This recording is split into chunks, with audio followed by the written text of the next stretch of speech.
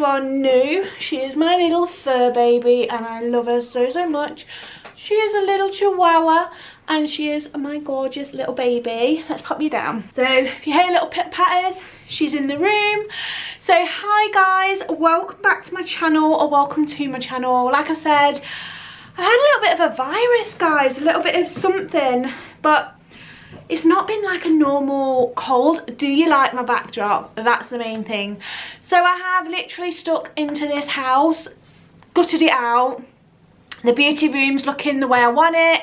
Still not washed my brushes. I've ordered some new ones, but I need to go through all my brushes, not in this video obviously, but I need to go through all my brushes, clear them all out, ready for the new ones. Obviously I'm going to keep like my P. Louise brushes and some of my Jessup, some of my staple brushes I will be keeping, but some I've had for a pretty long time, they're going to go in the bin.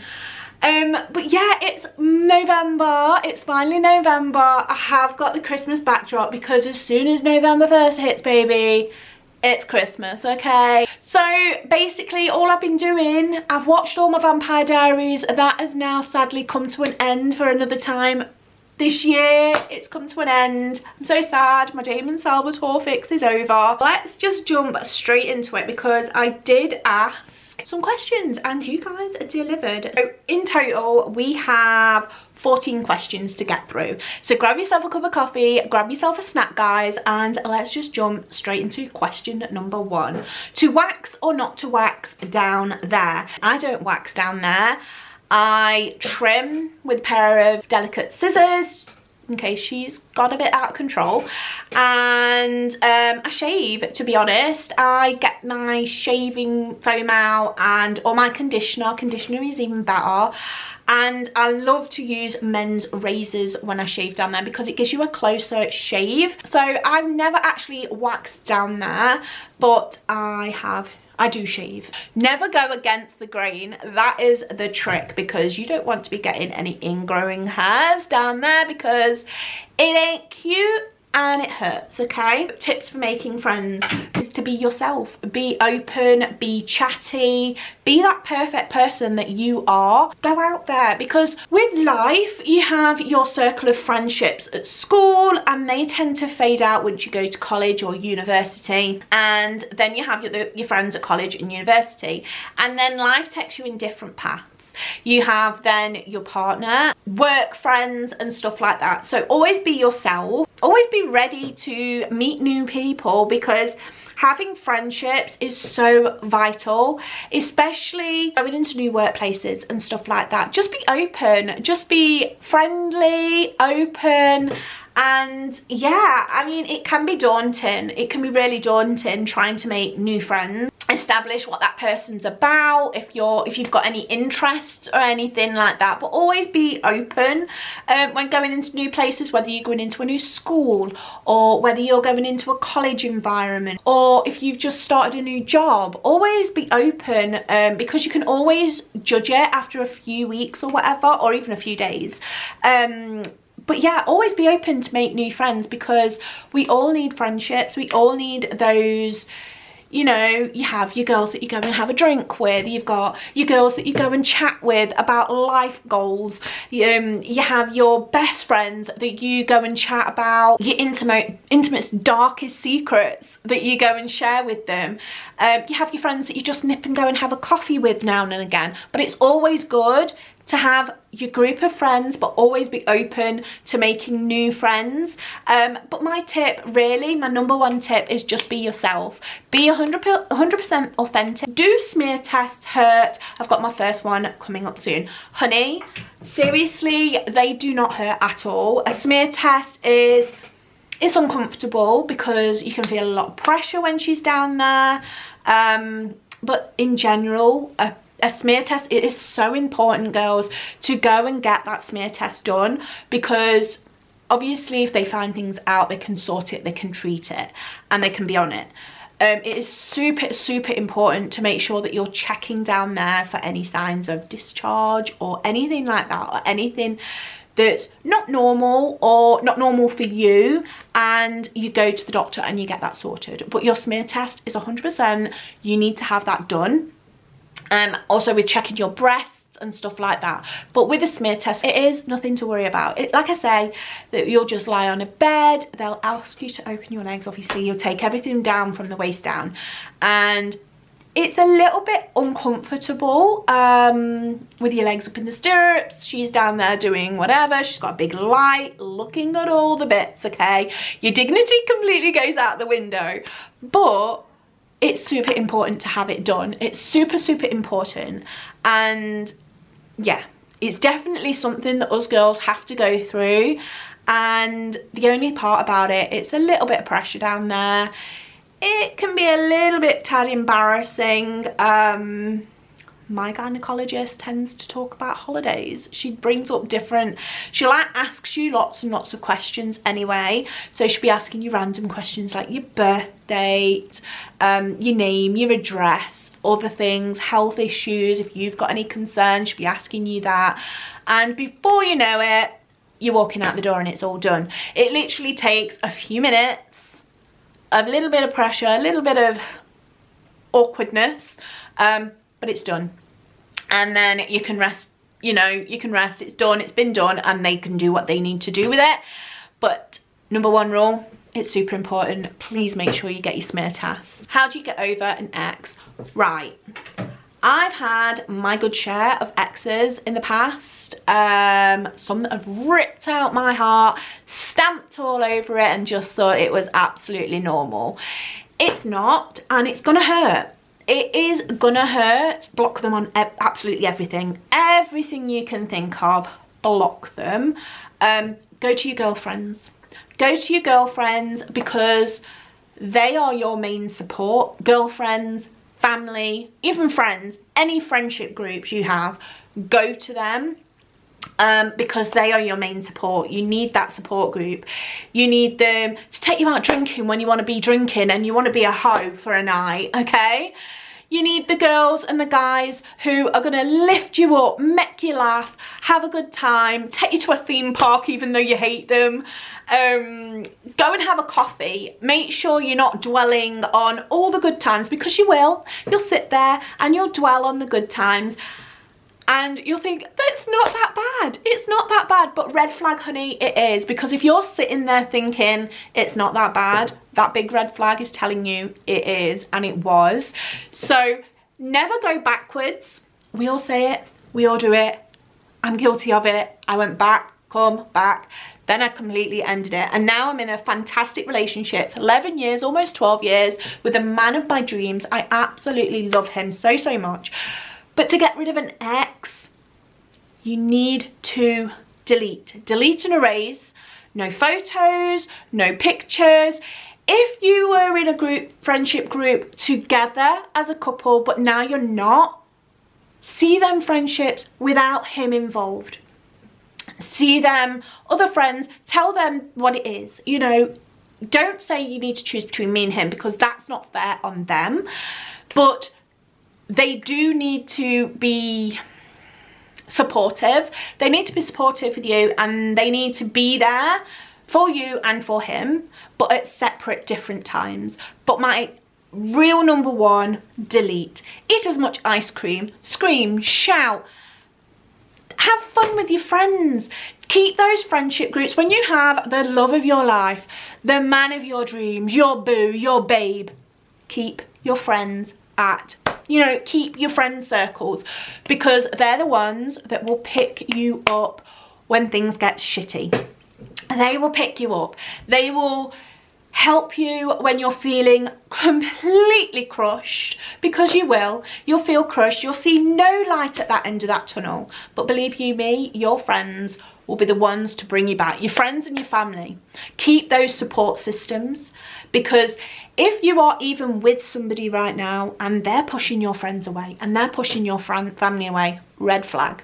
Don't fall into the red flag situation. Don't do it. Keep your friends and keep your family as close as you can, because believe you me, when boyo decides to ditch you, or decides that you decide that it's enough, you've got your friends, okay? They, like I say, they will take you out when it goes through hoe phase. They will be there when it's lonely phase. They will be there when you're at the sad phase, the dark phase, the denial. They are going to be there to support you. Make sure you keep those friends. Make sure you do.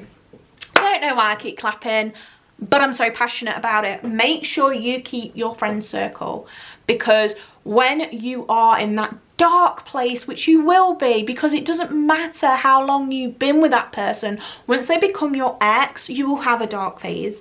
You will have a phase where you think no one's going to love you anymore. Why? What's the point? What's the point in going out with somebody? I might as well just go back to him. No. No, no, no, no, no. Go to your friends. Go to the theme park that you've never gone to before. Go to the cinema with your friends. Go to the cinema by yourself, girl or boy. Do it. Go for a meal by yourself. You don't need that person. If that person's a toxic person, you don't need that person in your life. You need your friends. You need your family. Keep your friends tight as you can. Because they're the ones, like I keep saying, they're the ones that are going to be there for you in the end. But my main tip for an ex, delete and erase.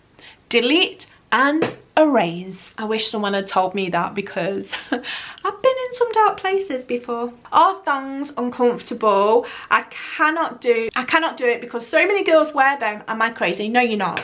You are absolutely not crazy. Thongs, I've had my fair share of thongs, you know, in the past, and I wear them still now, and it's all about the material. I have these gorgeous thongs from Primark. They're the seamless ones, and they are amazing. They're the sports ones. They're ribbed. They're beautiful. They are so good. I went through a phase of wearing like G-strings when I was younger. Oh my god, it's like wearing cheese wire up your crack, okay? It is not good. It is not good. And the amount of wedgies you get, oh, so not good. But I love, like I say, I bought these from Primark. I'll just show you. So these are my favorite ones. I bought these ages ago. I'm not sure if they're still in Primark now, but I'm talking about these ones, these ribbed. I mean, yes, I do wear big knickers, okay? Don't come for me because I wear big knickers. But yeah, these are the thongs that I wear. They're like the ribbed effect.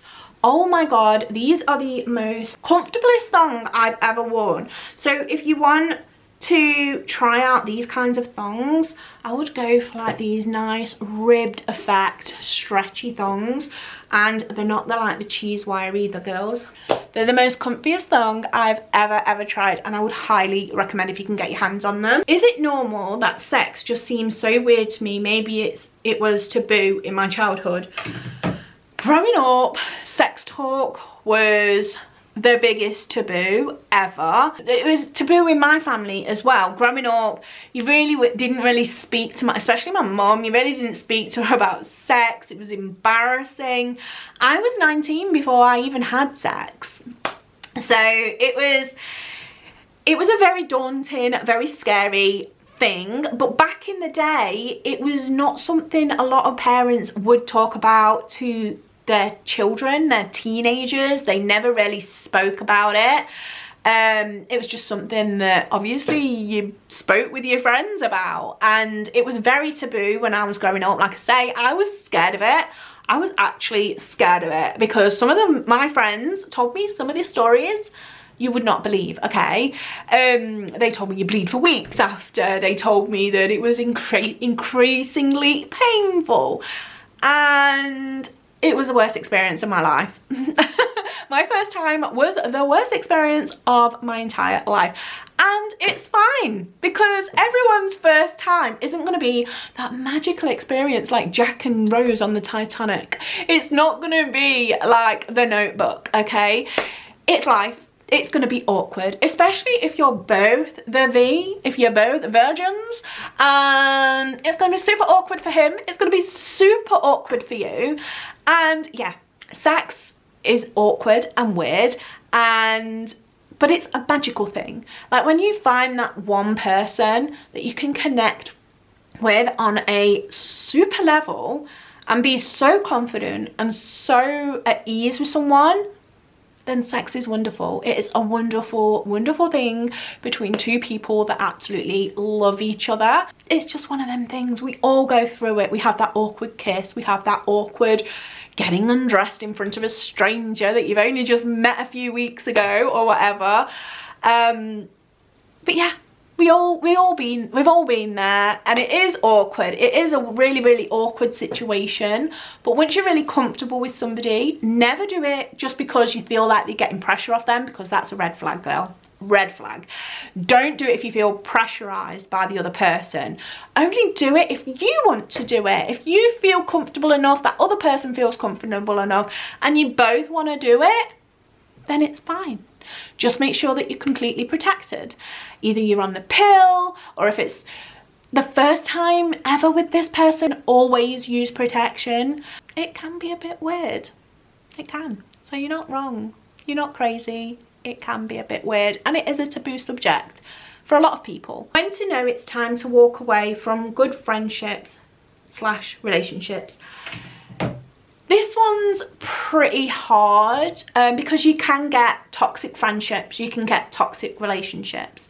By toxic friendships, I mean people that want to stop you from doing what you want to do, your dreams, your ambitions, bringing you down all the time. Those are the people that you don't want to be around. Sometimes even good friendships can fizzle out, like in school you can have that best friend, that person that you always was with, and then suddenly they go to a different college, they go to a job, you know, that's not in the same town or the same city or whatever. And those kinds of relationships can fizzle out. You can have a work best friend and that person probably changes jobs or goes somewhere else or starts a family, or you go and start a family, or, you know, things in life happen where it's completely out of your control. And sometimes just friendships just fizzle out, or relationships just fizzle out, and there's no explanation for it. We can't say why that's happened, or for the reasons, you know, have I done something wrong, or if they've done something wrong, or nobody's done anything wrong at all, and life's just got in the way. Life is a big thing, because obviously they could have gone to a different job in a different city. You could have gone to a different job in a different city, and things just change. The main thing is, if you think that it's time to let go, then it probably is the right time, because nobody really gets up in the morning and thinks, right, I'm done with this relationship, I'm out, or I'm done with this friendship. It's a two-way thing with friendships as well. If you're the one giving all the love into that friendship, you're the one who's doing all the effort, you're the one who's making all the plans, you're the one that's ringing them all the time, texting them all the time, and then you hear nothing back from them for weeks, for months, for years, and you think, right, what's the point? What is the point? And the same is in relationships. If you're the one putting all the love in it, all the effort, all the hard work, it's a two-way thing. They have to put in as much effort, as much love, and as much time as you're doing it, because otherwise it's just not going to work. And it's just about balance. And like I say, if you think you've got to that point where you think, right, this just isn't working, that's probably the best time to cut it, stay friends, and just walk away, because sometimes it's what's needed. Maybe if you say, right, I just think this friendship's just not working out as best as we think, and life's just getting in the way, let's just take a step back. If that person fights and says, actually, I'm really sorry, I really am, I've not put enough effort in, I really want to put more effort in, then give it another chance. Maybe just work things out together. Maybe like set up dates when you know that you're both going to be free and things like that. But if that person just, well, that's up to you then, isn't it? Then you know that the heart is not into it, and that relationship and friendship is just gone. Once a cheater, always a cheater. I've never cheated on anyone, ever.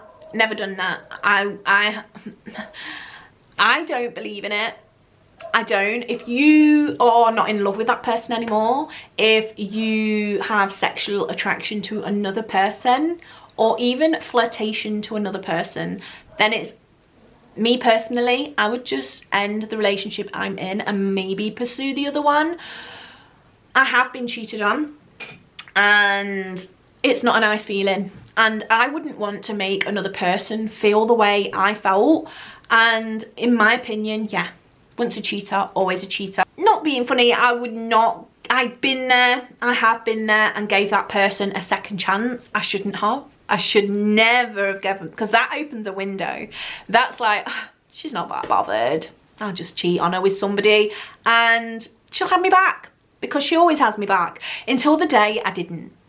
Until the day I did not. Because once a cheater, always a cheater. They cheated on me to get with this person. They then cheated on that person to get with another person. And do you see where it goes? It carries on. And I'm not saying that when someone cheats, they'll probably go and carry on cheating. But majority of the people that I've known that have cheated have been serial cheaters. So in my opinion, if my partner that I was with was cheating on me, I'd just get rid, because it's a massive, massive red flag. You don't need to stand for that. You do not need to stand for it. Oh, I'm sorry, I was drunk. Was your vagina drunk? Was your drunk? No. I'm sorry, we had a major argument and you fell in bed with another person. No. Just no. So yeah, my answer to that question is, I believe once a cheater, always a cheater. How do you get over a toxic relationship, friendship, without missing the person who was toxic? This is a hard one, because you're going to miss that person. Depends on how long you was with that person, but let's say you was with that person for a few years, you're going to miss that person. You did virtually everything together. Even though that person was toxic and you knew that it was time to get out and you have got out, you are going to miss that person. But like I said before, you need to delete, cancel, delete, block on everything. Chuck away anything that reminds you. It's hard, it is hard. Chuck away everything that reminds you of that person, because that will take you back to the good times and the times that were good, and it will wash away, as bad as it sounds, it will wash away the toxic trait of that person, and you'll just remember the good times, and you'll say, well, they were good at this and they were good at that, but yeah, but they did this and they did that and they made you feel a certain way. No, that's not good. It's not good for anybody, and it's definitely not good for you. So you will miss that person, but go to your friends. Like I say, that friendship circle, go with them. Go and have drinks, go and get drunk, go and let your hair down, go and dress the way you want to dress, because I bet you he was telling you how to dress, or she was telling you how to dress or act, or tell them everything after you've been out. If you've been with a friend, tell me everything about that conversation. They're the ones that you need to remember. Your friendship groups, your family. If you're missing that person, ring up that friend and say, are you doing anything? Can we go out? Can we do something? Because I bet you there's always them friends that'll be there to have you back. Toxic relationships, cut them off. Even if it's a friendship toxic, cut it off, because you do not need people putting you down. You don't need that in your life. You need yourself to be wholesome, okay? Have people around you that make you happy, that bring you up, that you bring them up. Do you know what I mean? It's hard, but you have to be selfish in a way, because that toxic person does not belong in your life. Not one bit. You need to cut them off, you need to back them away, and you need to move on with your life and have fun, because that is what life's about. Your dreams, your goals. Yeah, include good friendships, include your amazing partner. But if they're toxic and they're bringing you down and they're being harmful to your mental health, get rid. It's took me a long, long time to get to that point where I am that selfish now, that if you're bringing me down, if you're making me cry and making me judge myself, there's no room for you in my life. No room for you in my life whatsoever, and I will cut you off completely. So when it comes to toxic relationships and toxic friendships, the better you cut them off, the sooner the better, because it's better for your mental health in the long run. And yes, it's going to hurt, but like I say, surround yourself with people that bring you up, that support you, that love you, rather than people that bring you down and tarnish you personally, target you personally. If they're targeting you personally just to bring you down, they're toxic, and they don't need to be in your life. They really don't. And it's so hard. Some people, you love them completely with all of your whole soul, but they've chose to be that toxic person, and they don't have a part in your life, and it's hard, and you will miss them, and you will cry about them, and you will say, well, they were a good person at some point, but other points they weren't, babe. Other points they weren't. Oh, this is a cute one. Let's go to a cute one. So when getting ready, is it hair first or makeup? Okay, so it all depends on the outfit. If I've got an outfit that I'm going to be pulling over my head and my face, I will put the outfit on first, put a top, like a t-shirt over the top, and then it depends, because sometimes I can't do my hair with my face with no makeup on because I feel like my hair is not perfect. So I've got to say it's probably makeup first, then hair, because my hair goes around with what my makeup's looking like that day. I mean, today it's just gone in plaits because I just can't be bothered. But normally it's makeup, hair, outfit, unless I'm pulling the outfit over, then it's outfit first. But yeah, I hope that's answered your question. How do you handle catty girls? They irritate me so much. Hun, they irritate me too. But I think since going into my late 30s, early 40s, I don't situate myself with those kind of girls anymore. I just cut them off. I cut them off. Catty girls, I just don't, I can't be doing with it anymore. I really can't. I used to get all fiery in my 20s. I used to be like, yo. But now I just like, you want to talk about me? You want to watch me? You know, go ahead. Do it. I won't be around to listen to it. How to maintain a healthy sex life with your long-term partner. I admire your relationship. Oh, thank you, honey. To maintain a healthy sex life, relationship, in a long-term relationship, it's all about communication. You've got to have absolute communication at all times with your partner. Trying to keep things fiery and alive and burning with passion.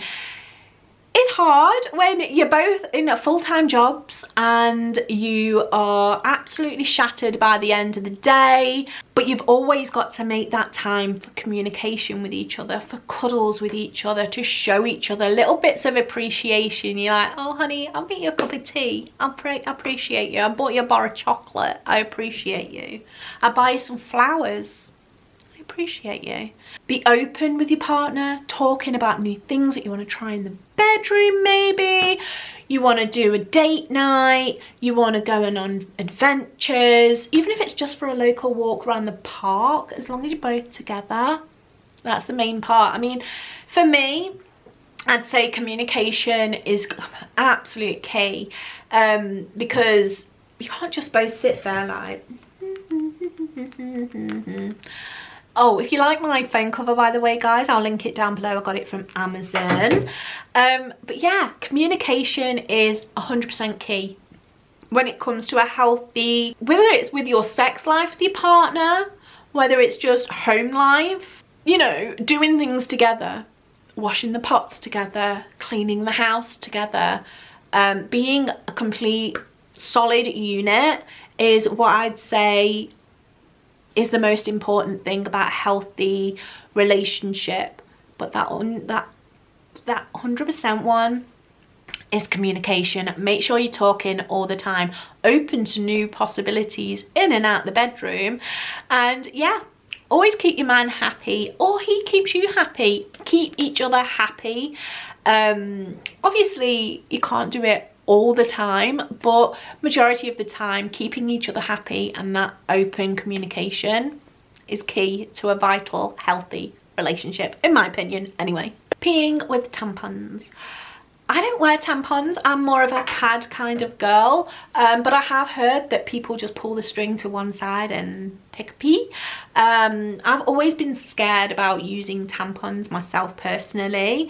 I don't like the thought of something being up there. To be honest, I don't like something being in my pants either.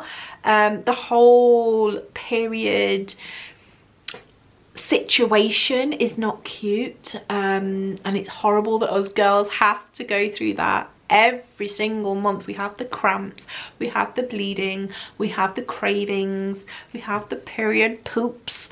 Yeah, I've never actually used a tampon. Well, tell a lie, I used it once when I was about 15, and that's a traumatic experience. But yeah, I hate the whole wearing a pad, and I just can't wait until the day that it's completely over. But yeah, I've heard some girls just take that string to one side, take some tissue, wring it out. The cord, not the actual tampon, when they're taking a pee. Some girls go swimming when they're on the period with a tampon in. I just have images of it bobbing across the water, and that would be humiliating. But I've always been a pad girl, and hopefully it's not for much longer, because I am in my 40s. I'm going through premenopause, so hopefully that ship has long since sailed soon. I mean, I do have my periods, and at the moment, oh my god guys, that's another reason why I didn't post a video like for the last few weeks, well, for the last 10 days, because I've had 2 periods this month. Well, in October I had 2 periods.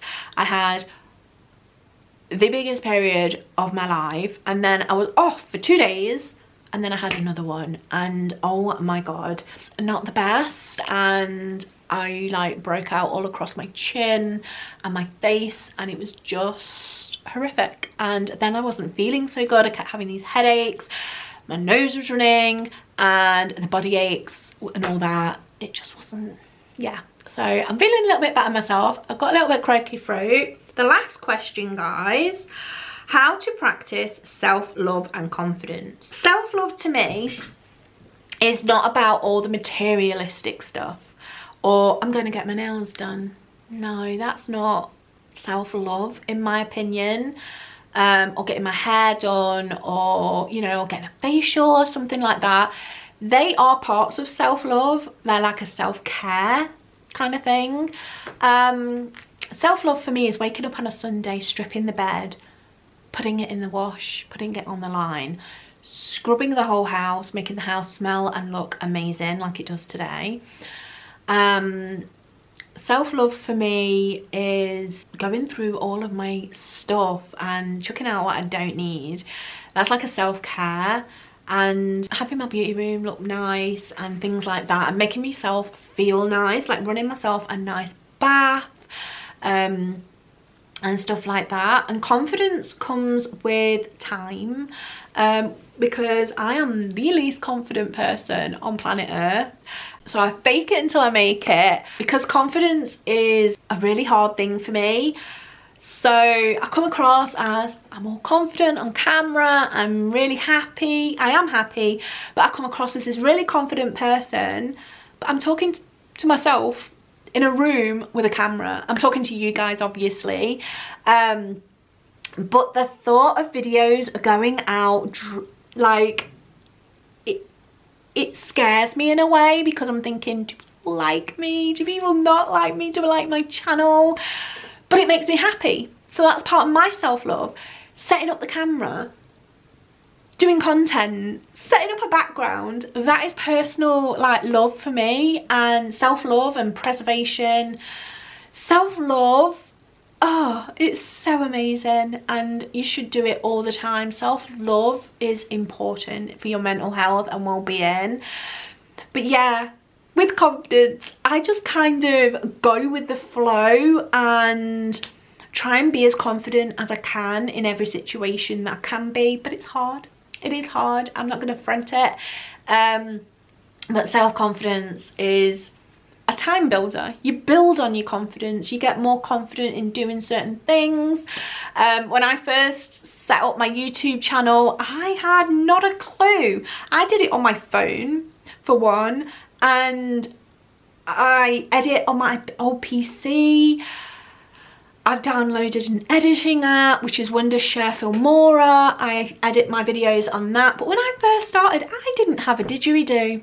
I did not have a didgeridoo on what I was doing. But I've got more confident with doing it, I think, anyway. I've got more confident in editing my videos. I've got more confident in filming my videos. I love filming videos. That brings me self-love.